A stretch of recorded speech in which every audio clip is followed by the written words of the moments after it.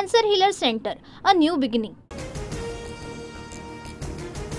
अर्थसंकल्पात महाराष्ट्रातील मेट्रो प्रकल्पांसाठी कोट्यवधी रुपयांची तरतूद. मुंबई मेट्रोसाठी 1255 कोटी तर पुणे मेट्रोसाठी 699 कोटी रुपयांची तरतूद. मुख्यमंत्री फडणवीसांची माहिती. मुंबई अहमदाबाद हायस्पीड रेल्वेसाठी अर्थसंकल्पात 4004 कोटी रुपये तरतूद. मुख्यमंत्री फडणवीसांचं ट्विट. नोकरदारांसाठी सर्वात मोठी बातमी. 12 लाखांपर्यंतचं उत्पन्न आता करमुक्त. अर्थमंत्री निर्मला सीतारामन यांच्या घोषणेमुळे मध्यमवर्गीयांना दिलासा. सरकारला मात्र 1 लाख कोटींचा तोटा होणार. भारतीयांचं स्वप्न पूर्ण करणारा अर्थसंकल्प. आजचा अर्थसंकल्प गुंतवणूक आणि बचत वाढवणार. पंतप्रधान मोदींकडून अर्थसंकल्पाचं कौतुक. मोबाईलचे पार्ट इलेक्ट्रिक वाहनं स्वस्त होणार. देशांतर्गत मोबाईल फोनचं उत्पादन वाढवण्याचं केंद्र सरकारचं धोरण. तर इलेक्ट्रिक वाहन उद्योगांमधील लिथियमच्या उत्पादनात खर्चामध्ये देखील कपात होणार. कॅन्सरची औषधं स्वस्त होणार. कॅन्सर संबंधित 36 औषधांवरील सीमाशुल्क हटवण्याची घोषणा. तसंच वैद्यकीय उपकरण स्वस्त होणार. मोदी सरकारचा रुग्णांना दिलासा.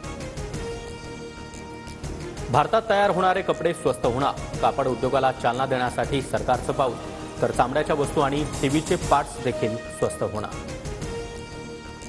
2025च्या अर्थसंकल्पामध्ये नोकरी कौशल्य निर्माण करण्यासाठी 7 घोषणा.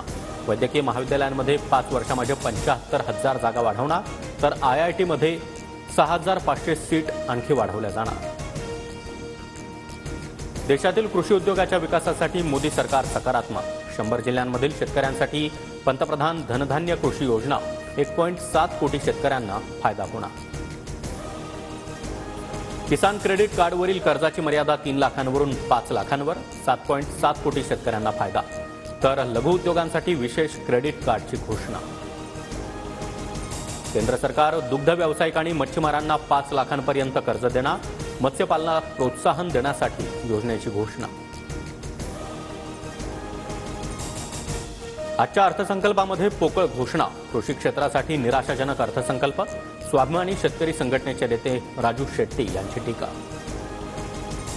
दिल्ली महाराष्ट्राला गृहीत धरते हे आजच्या अर्थसंकल्पातून स्पष्ट. मुख्यमंत्री फडणवीसांनी महाराष्ट्रासाठी विशेष पॅकेज आणायला हवं होतं. अंबादास दानवेंची अर्थसंकल्पावर टीका.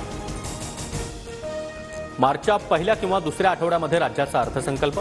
शेतकरी सर्वसामान्य जनतेसह लाडक्या बहिणींचा विचार करूनच अर्थसंकल्प सादर करणार. उपमुख्यमंत्री अजित पवारांचं वक्तव्य.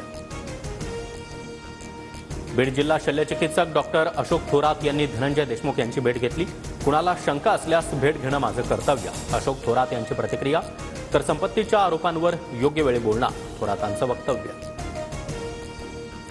सरपंच संतोष देशमुखांच्या कुटुंबासह शिष्टमंडळ उद्या भगवानगडावर जाणार. उद्या दुपारी 1 वाजता नामदेव शास्त्रींची भगवानगडावर भेट घेणार. आरोपींच्या गुन्ह्याचे पुरावे देऊन न्यायाची मागणी करणार. नामदेव शास्त्रींची स्वतःची भूमिका आहे. त्यांच्या भूमिकेवर प्रतिक्रिया देण्याची आवश्यकता नाही. पंकजा मुंडेंचं वक्तव्य. नामदेव शास्त्रींनी पंकजा मुंडेंसाठी गडाचे दरवाजे बंद केले. आज कोणत्या कारणामुळे गडाचे दरवाजे राजकारणासाठी पुन्हा उघडले? प्रकाश महाजन यांचा नामदेव शास्त्रींना सवाल. इंडियावादी संत जन्मले, वाल्याचा वाल्मिकी करून गेले. नामदेव शास्त्रींच्या वक्तव्यावर सदाभाऊ खोत यांची खोचक टीका. राजसाहेब मुंबईच्या बाहेर या आणि संगमनेर पहा. जनतेला परिवर्तन हवं होतं. आमदार अमोल खताळ यांच्याकडून राज ठाकरेंना संगमनेर भेटीचं निमंत्रण. तर राज ठाकरेंनी बाळासाहेब थोरातांच्या पराभवावर केलं होतं भाष्य.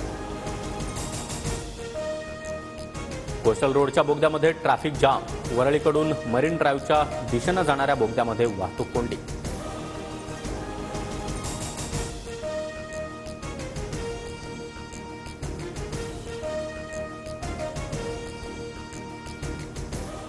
Cancer healer centre, a new beginning.